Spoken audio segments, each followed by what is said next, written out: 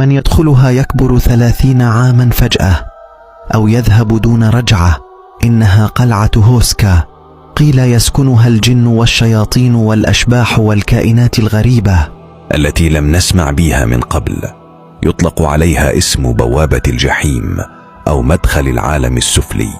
كانت القلعة خلال القرن 13 كمركز إداري للملك، لكن حسب المعتقدات يقال أنها بنيت لسد بوابة إلى الجحيم التي يخرج منها الكائنات الشيطانية الموجودة بداخل القلعة. قلعة تخفيها غابات كثيفة ومحاطة بأساطير غامضة وبعضها مرعبة، فقد تم بناؤها على قمة جرف في الريف بدولة تشيك، ولا تملك هذه القلعة مصدرا للمياه. السؤال الذي يراود الجميع: هل فعلا أن قلعة هوسكا هي البوابة الفاصلة بين عالم الإنس والجن؟ ولماذا بنيت وسميت ببوابة الجحيم أو بوابة جهنم؟